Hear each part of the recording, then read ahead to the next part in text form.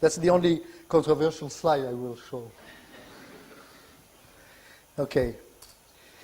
Now, I wanted to make clear that everything we are going to present, it's not theoretical. It reflects observed phenomena, and there is no revolution at all.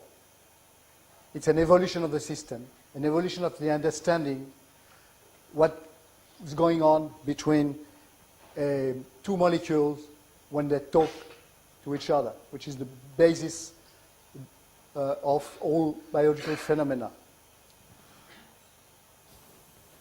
I don't know what you do, but when I read a mystery book, I always go to the last page so I know the issue, and then I come back to the book, because otherwise I get very nervous. So I'm going to show you the result of the talk. And some who are unhappy with the talk can leave after that. This slide is enough. The current theory of molecular signaling is the following. There is a ligand, molecule A, that connects through the receptor to the molecule B. And this will trigger a function. This is supposed to work through structural matching, like two teaspoons, one against each other. And this structural matching is supposed to create enough glue for the two molecules to stick together, and enough information for this information to the specific signal to pass on, and then to the next one, and then to the next one, all this in a very quick time. We are absolutely not, as has been printed and said, refusing the idea of molecule existing or the ligand receptor interaction at all. Everything is the same, except that there is no close physical contact. All these molecules are at a few angstroms, like 10, 15, 100 angstroms apart, all the time. It's impossible to have two molecules sticking to each other, if anything, because, as St. Georgi put it once, proteins are a contamination of water. There is 10,000 molecules of water for one molecule of protein. So all proteins are surrounded, except in some spots which are hydrophobic, surrounded by water. Okay, so what we are saying is that between this and this, there is a matching of two waveforms, which probably works through a co-resonating system. And we will show a direct experiment for this, the direct evidence for this.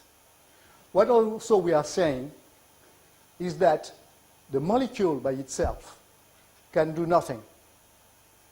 The molecule emits a signal. And the best comparison we have found in the lab is a piano. If you remove the strings from a piano, there is a sound. The music is there, but it's very weak. You won't hear it. If you want to hear the music from the concert hall, you have to have a piano. And the larger the piano is, the best it is to give a concert. So indeed, the molecule, the signal originates from the molecules. But when it comes to reach its target, it has to be amplified by some system. And we have, it's not a theory, we have direct scientific evidence, experimental evidence to show that without the water being informed, the best signal cannot work. Okay, now let's try to go a bit into the systems. So just look at the title. Very, very usual generalities, research patterns, theoretical considerations, and conclusions. Okay. Now, just very quickly to tell you what we have done in between. We had that basophil degranulation of serum anti-Ig. That was the basis of the work in Nature. That was reproduced before publication. And that is against the law. The scientific law says that when you have a result, you publish it, and it is or not confirmed later. But if one asks to all scientific data to be reproduced before, science is dead. So there was, as they put it, special laws for special results. But what I want to say, it's not to go into the controversy, but just to say that there has been 4 labs and 13 researchers signing this paper. And yet people ask me, are the data reproducible? Okay, that was published by Nature. Okay, forget it. In 91, we could show by doing blind experiments with a CNOS team that this activity at high dilution was erased by a magnetic field. And this prompted me in 92 to build an amplifier and transfer in real time the activity biological information to a tube of water. That was, as I'm doing now, speaking in the microphone, the voice is going out of the loudspeaker, but there is no recording. In 95, I just hooked this to a computer. I blew it, the first experiment, because my electronic competence is not that good. But on the second trial, I could record and replay the biological message using a computer. Now we have reached another point where we can activate an apparently inactive solution of water, molecules in water simply by agitating this solution. You will see this result in a minute, or in minutes. So I just will show you some old data. Okay, so the systems we have now we have quite a bunch of systems, like basophil degranulation, isolated guinea pig heart, which is a very sensitive system, which has one problem is that you need to kill animals to do this, so we try not to do it a lot. Human neutrophil activation by PMA. I have been discussing 3 years with the Journal of Immunology to publish a paper on this. All the referees said the paper was okay, but the paper was turned down. And now we have an antigen-antibody precipitation system capable of detecting virtual bacteria. I will show that to you. And also skin test in the guinea pig of the rabbit, which is the equivalent of the basophil degranulation. This is mast cell degranulation in the skin. And now we have a very recent system, which is 2-3 months old, delayed blood coagulation, which works really well, except that we are not specialists in coagulation, but when we set up, it works quite regular. So we have a panel of processes that which can show these results. On this panel, you can work with classical concentration, 10 to minus 4, 10 to 7 molar, with very low concentration, down to minus, oh, there is a mistake here, it's minus 15. It's minus 14, just an error, I can see it now, because it works until 14, minus 14, which is very, very low, but by and large stops working at minus 15. We have not seen much at minus 15. So that is the experiment, which is either mixed, slowly agitated, but not big agitation, versus vortex, and I will show that to you. All the same for high dilution, beyond Avogadro's limit. The signal can be applied to a carrier, water, then applied to the sensitive system.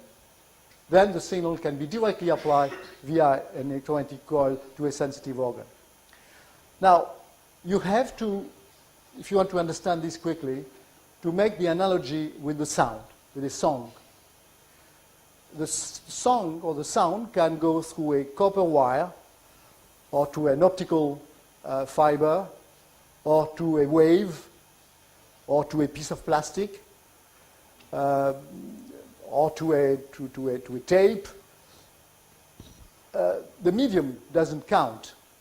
What is important is to know that at one point you have either the real voice, like if I turn off my microphone, which is the real molecule in our system, or the electromagnetic counterpart of the molecule. If we can get an electromagnetic counterpart of the molecule, it's because the molecule seems, as far as we can believe our data, to work in the same frequency range, at least. Maybe some other frequency could work, but at least we can have all the effects of the molecule by recording them on a computer with a sound card between 20 and 22 kilohertz. So all this is different way of applying the same system. And in fact, we have some preliminary data showing that even at minus 6 molar, if the water is not informed, the system doesn't work as well. So by and large, finally, the final end of the molecular signal is an electromagnetic vibration, whether it comes from an artificial source, like ours, a coil, or it comes from the real molecule. At the end, it is always a vibration. So it's a completely unified system. There is no two different way of doing biology. Well, this is the Langendorf. I have just shown that to you. It's a heart here. So you can record the flow of the coronary, or you can record mechanical parameter, whatever it is. These are very old experiments, 91, 92. And just to tell you what we can do with the dilution system, this is the variation in coronary flow, which is by the basis is always 5%. Now, if you add histamine at molar concentration, -7, which is the usual concentration, you get 30% dilation of the coronaries in this system.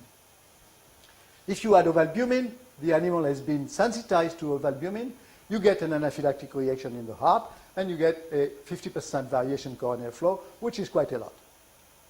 Now, if you take the same two things and dilute them down to log 41, which is 20 logs, about 20 logs below Avogadro, and pool between 31 and 41, you get by and large the same thing. Histamine is non-statistically significant.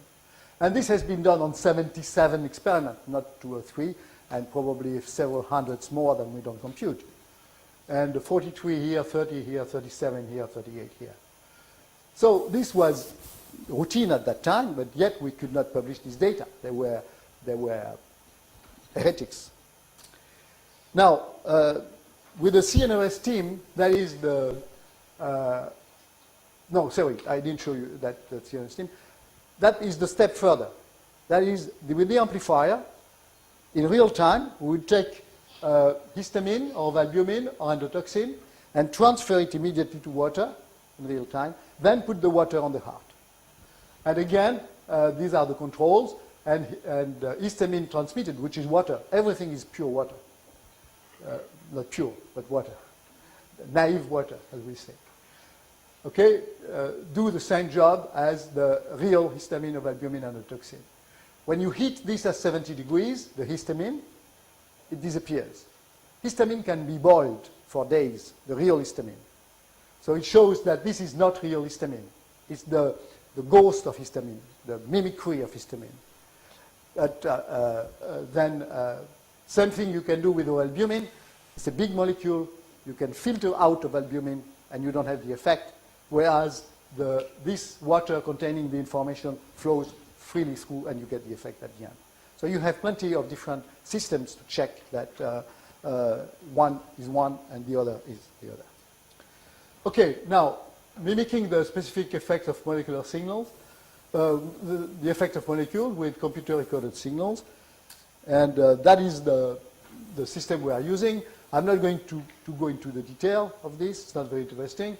We are applying a white noise to a sample, and then we record the signal modified by the sample, and we put that on the computer. We end with a dot, WAV sound that you can send to the other end of the earth, get it back, and make it work on your system if you want. It's simply a sound wave system. Now, okay, I don't want you to go through all this because it's, we will spend the next night on it, but simply to tell you that, just look at the title, Effect on Isolated Guinea Pig Hearts of the Digitally Recorded Coronary Dilator Drugs. And if you take these numbers, this is beta blocker. You can buy this in the next drugstore. This is also a vasodilator that you can buy in the drugstore. They are used in man. This is a calcium blocker. This is a pharmacological dilating vessel, bradykinin. Okay, and as control, this is water digitally recorded. As control here, or the white noise, an EM signal, or water itself. You can see all this is the same. Now, the dilation of the increasing coronary flow is not far from what you find with the real drugs. You can see 20, 25, this one didn't work here, 22, and so on and so forth. So you can mimic a drug that is sold in the drugstore by going there, buy it, put it into water, recording, and play the sound of the drug to the heart. I mean, it's fooling the heart, but you fool your ear when you play Pavarotti or Elton John. I mean, they are not in the room. And they are not in the compact disc either. If you break it, there is no Pavarotti inside of the disc. Well, don't laugh. I mean, don't laugh. The top level of French scientists, you know, which are really the best one in the world, because we don't have that many Nobel Prize in France in biology, so they must be the crème de la crème. They keep saying and printing in journals, we need molecules. Physics and chemistry say we need molecules. I mean, physics and chemistry say nothing. They say that physics and chemistry say that that's the way it is. Okay, so they believe that Pavarotti is in the compact disc. So you need Pavarotti to get the sound. That's the way. Now, if you take caffeine now, that could save you a lot of money. You know, you only need to go to the machine. Because caffeine now is doing 15.7%, 0.7, water as usual 5%, and the real caffeine with a good dose is doing 23%. But wait, that's what you are doing to your coronary when you're doing coffee, because this now is decreased.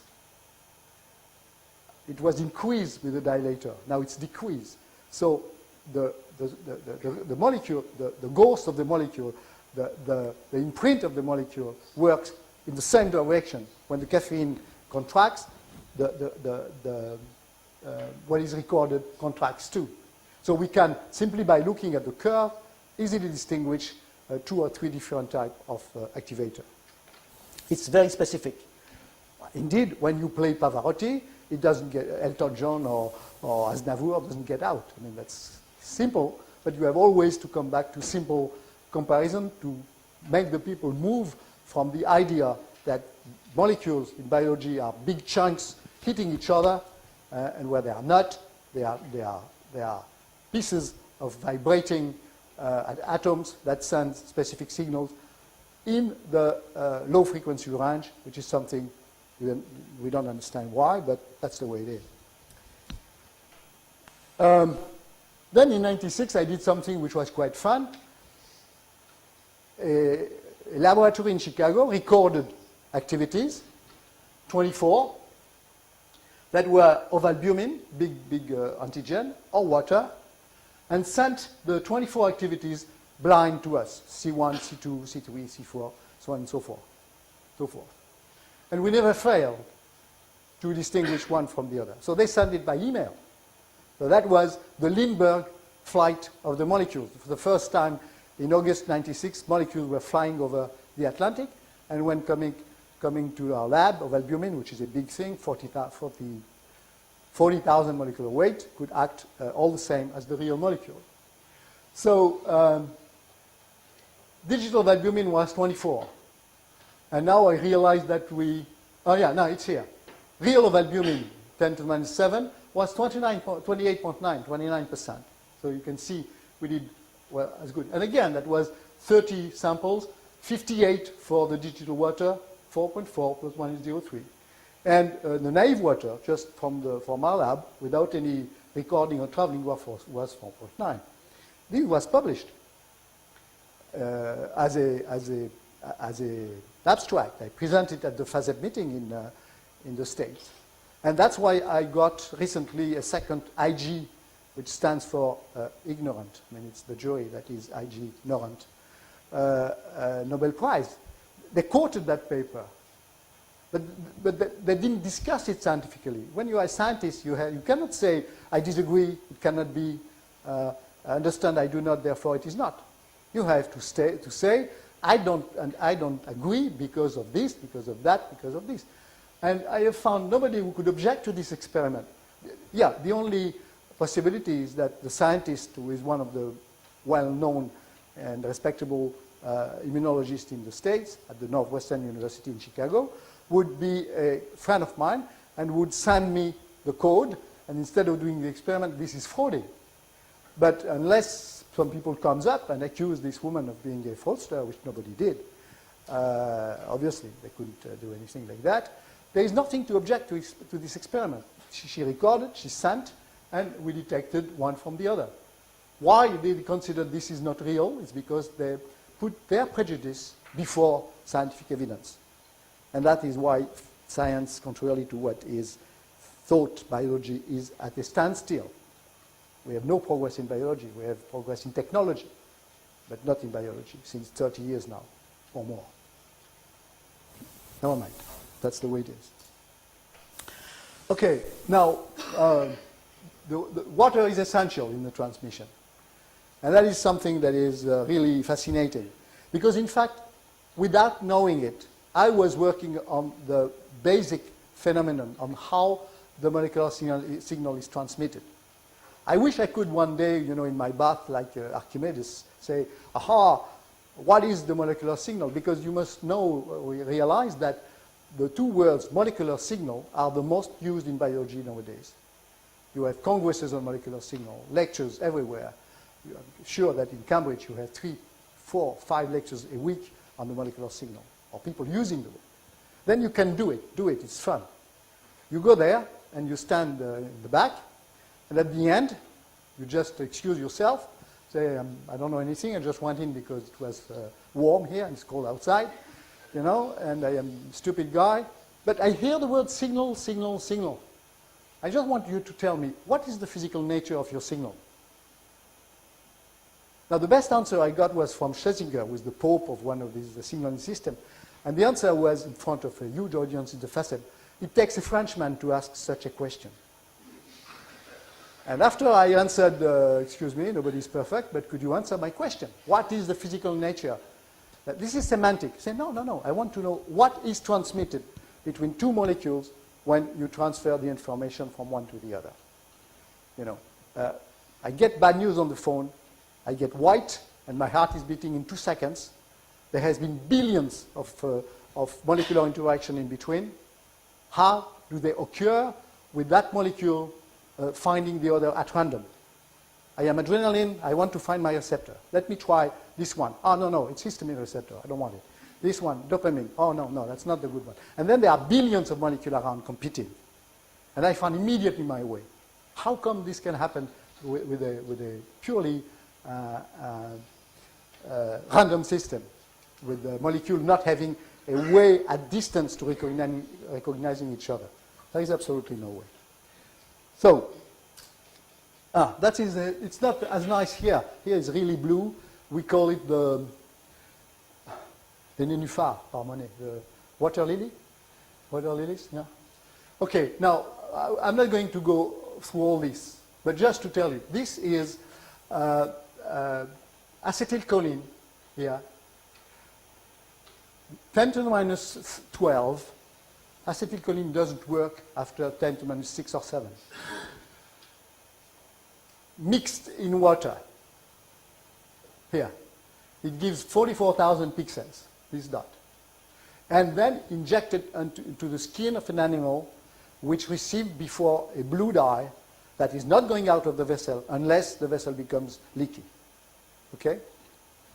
So it's the equivalent of the test that the allergist doctor do to patients.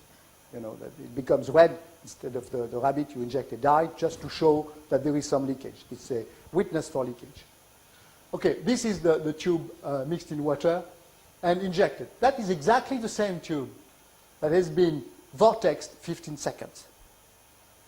In other words, in classical structural biology, this is impossible to understand. We are witchcrafting, making alchemists making molecules simply by agitation. But in fact, it's not so. Here, you have not enough molecule. 10 to the minus 12, you have 1 10 to the 6 10 to the 8 molecule in your tube.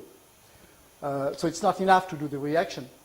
But when you agitate, it's the whole water that becomes acetylcholine, quote unquote. And then you have a lot of information. This is also a basis to detect compounds of 10 to the minus 12 or 14, which no mass spectrometry can do by this system. Okay, now we block this with atropine. It's here. This is blocked by atropine. Atropine is the specific inhibitor of acetylcholine. So it is acetylcholine. Now this is a signal. Where is the signal? This is a signal. That is, no, sorry, the signal is here. This is acetylcholine signal that has been imprinted, quote unquote, irradiated from the computer to water. And then the water has been injected. This is a demonstration of two phenomena. One we can record on the computer, Second, the memory of water is real, because by the time you take the tube and put it on the bench and wait a few hours if you want and inject it to the animal, that tube is water. Has never seen any molecule. It's only received a beam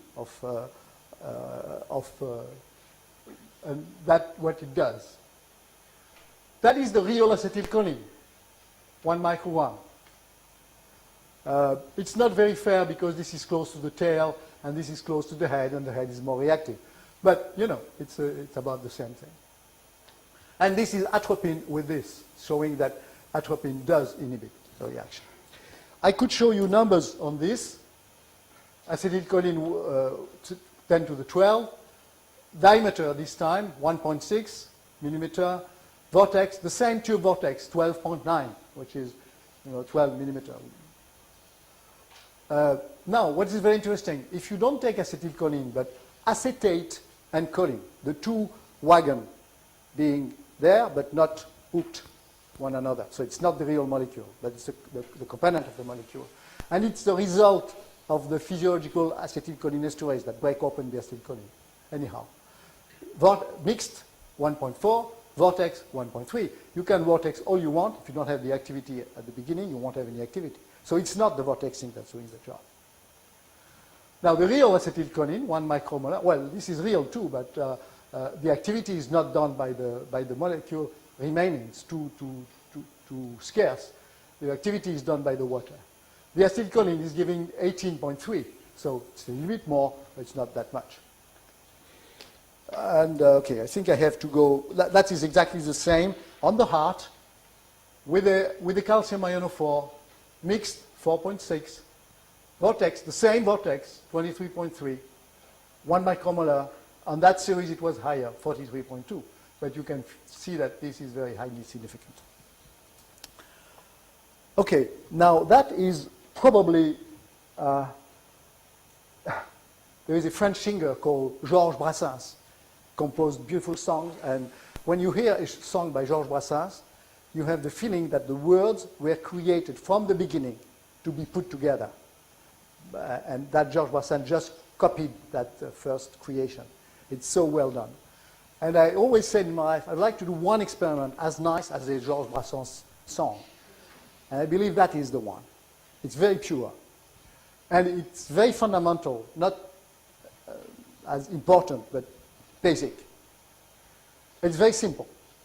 You take acetylcholine 1 micromolar, or you take ionophore, plenty of compounds. I mean, let's say acetylcholine. But you put it in 100% ethanol. Vortex. It's in 100% ethanol.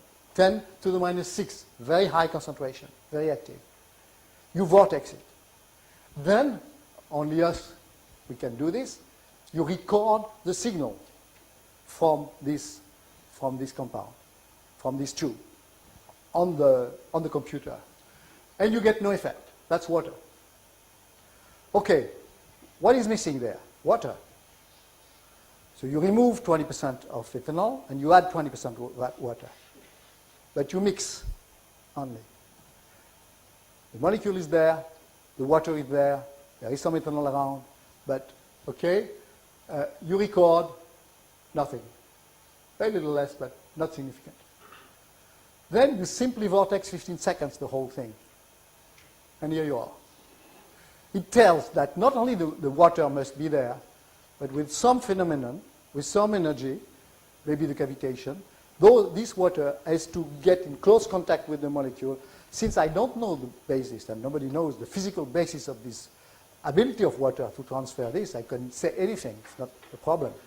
I could say, for example, that if you speak into a microphone, I put that microphone at 1 meter, you won't hear me. And really, I have to agitate the microphone to bring it. But that's just a comparison. It's not at all an explanation. Anyhow, this experiment is really perfect. And once you have the necessary equipment to record things, everybody can do it. I mean, it's so simple. But it tells you how important is the water from the transmission of... in other words, the molecules are there is water, but the molecule cannot express... It's like the piano string. There are not enough energy for them to really be able to stimulate the whole thing. I like it. You understood I was in love with this experiment. I'm going to divorce and marry this experiment one of these days. Okay. Now, a little more fun now. Now it's an antigen-antibody precipitation system. And it's fun, not only because it's a good experiment, but also it's applicable to a lot of things in real life. And even if people were not as, what the word I could use, I don't want to say stupid because it's not a question of stupidity. Close-minded, yeah. They would make a lot of money with this. And also solve a few problems in health, if this interests anybody. So, you've got bacteria. Let's say you've got E. coli in your tube, and you record this signal. You must be remembered that we are able to record whole serum from a goat, for example. It's as if you record the Philharmonic Orchestra, for example. Because in serum you have thousands of compounds, and each of them billions of molecules. Now, if this serum is an anti-rat IgE, the immunoglobulin of the allergy, it's, I don't know what it is, but it's probably 0.0001% of the total amount of junk that is in the serum. That is the immunoglobulin IgG anti-IgE, very small amount. Yet, you record that, you add this serum to the heart, and the heart will undergo anaphylaxis. If you record the anti-IgG from a goat too, same kind of serum, the rat heart will do nothing because anti-IgG does not trigger. So you will say, oh, that's fantastic, your system is very sensitive and will really pick up that two notes at the end of on the right up in the orchestra, the triangle that will do ding, ding, ding, and then it will pick it up among the whole, symphony. But, you know, when you inject a serum to somebody, let's say somebody is ill, who you want to inject a serum against tetanus or whatever, in the old time, you inject the whole gimmick, the whole thing is injected. And the receptor has to find the good antibody, quote unquote, among all this noise. It's the same. So when we send the signal, we send a whole bunch of activities, and the signal finds its way to the receptor. So again, there is nothing different. So it's not surprising to us that we can record a bacteria. The bacteria has a lot of protein, but among these proteins, some of them are antigenic and are recognized by an antibody. And if this bacteria is among millions of other bacteria, the antibody will find this bacteria that it is specific to. All the noise around is regardless. But when you phone on your portable phone, there are thousands, if not millions, of waves going back and TV, radio, whatever you don't care because it's not tuned on your own frequency when you are talking. So this noise is totally irrelevant. Whereas it's not irrelevant to the next guy who is talking on his phone, with using this noise, which is noise for you, but it's a good frequency for him. Same thing. Okay, so we digitize it and store on a computer the bacterial signal, and then you apply to a biological system sensitive to this specific signal. The signal can, like any computer file, be sent great distances. This means that if it works, we can detect a bacteria at 10,000 kilometers or from another planet, as long as the radio will send the file to us. And these results are really, really nice because we have a system that is precipitation, which is an agglutinating system, which is rather old, but still sold. I mean, you can see them working in day-to-day life in any clinical lab in your country and in mine. Okay, so you have a detection system that you decided to take out of the shell, which detects E. coli. And you add to this E. coli system a transmitted signal, which is Streptococcus. which is not recognized by the system. And you do have this kind of thing on the microscope, and the computer will analyze this and give you an aggregation index of 30. You can see that there were a lot of small aggregates. That's the size of the aggregate. You cannot see this. And that is the number of aggregates. So there are a lot of small ones and practically nothing after the arbitrary limit of 100. Now, if you add transmitted signal E. coli to the system, there is no way to focus this. Or is it me or is it on focus? Yeah? Okay, well, yeah, I'm too close. You can see that the picture is completely different. Then that is the real signal, and the signal has increased the precipitation, specifically increased the precipitation of the E. coli. And therefore, if you have a lot of signals coming from an ice factory in Kuala Lumpur to your lab in Washington or in London or in Paris, you can analyze all these signals and put them, and then if one of them gets out, say, oh, there is E. coli in this ice cream batch. No way, no problem at all. And this is transferred from Kuala Lumpur to your lab in a matter of seconds. And also, it's permanently recorded. You can come back 25 years later, and then you found a new bug that was not known at the time, and you come back to your thing. The other one is Streptococcus this time. You had Streptococcus, and then transmitted signal is controlled. It can be water, E. coli, whatever you. So again, you have little aggregation, 50, 52, all of them on the left side. And here you start the Streptococcus. Here you have a good reaction with a hugely different index. And as you can see, little is left here on the small side, and you have big chunks here, which are those here until 500, I think. That's 500. Okay, so what does it mean? Does it mean you can detect anybody, any antibody, or any antigen here, but also any antibody? Because here we put the antibody as a detecting system, so we detect the antigen. If you put the antigen, you detect the antibody.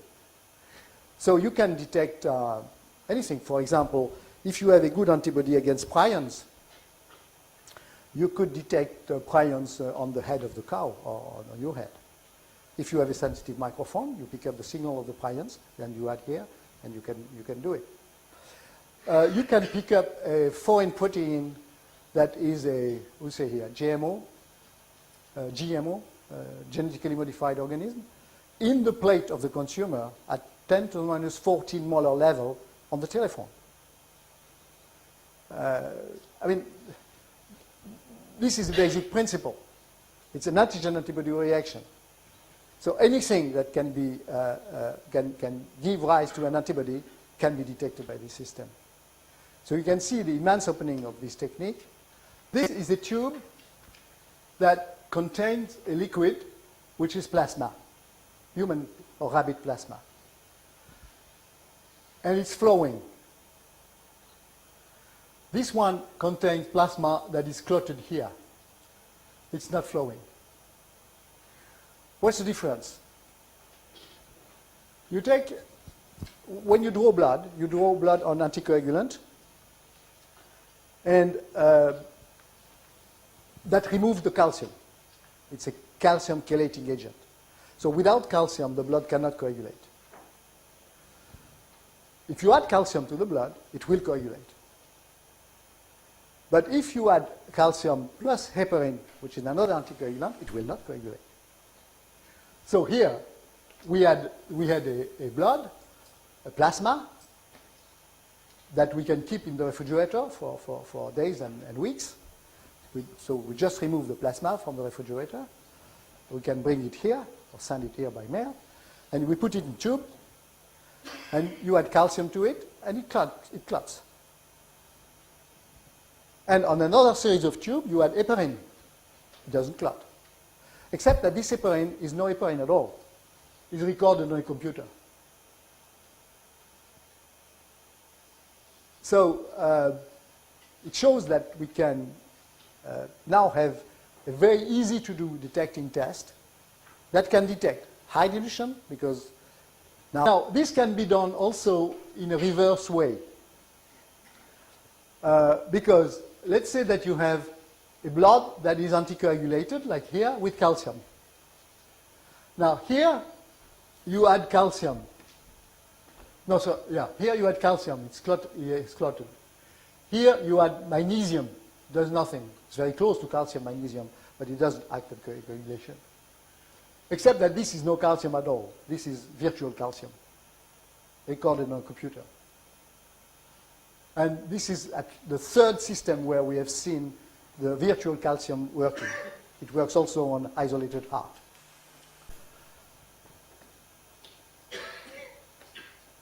I mean, is it witchcrafting? No. When heparin goes to the site where it is supposed to go to block the coagulation, heparin has no fists to punch the other guy on the nose. It has no fingers to tickle the other molecule, so it would jiggle so much they can do its work. I mean, all this is ridiculous. I mean, there is no way a molecule can interact with another molecule by mere physical force. The contact theory, the théorie des chocs, was proposed by Descartes in the 17th century and shown immediately by Huygens to be wrong. And you know that the main controversy, I'm not Descartes and much less Newton. There are many reasons why I'm not Newton, is that first I don't speak good English, and second he was very rich, he was very beautiful, and as far as I understand he was a virgin when he died, which I have none of these characteristics. Sorry to say that. But Descartes never talked to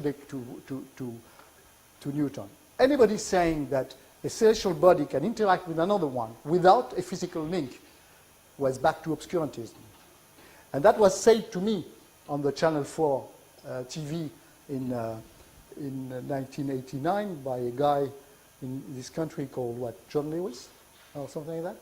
A actor, MD, which is also well known in the theater system. I can't remember his name. Jonathan Miller. Yeah. And he said to me, even if you are right, we want you to be wrong.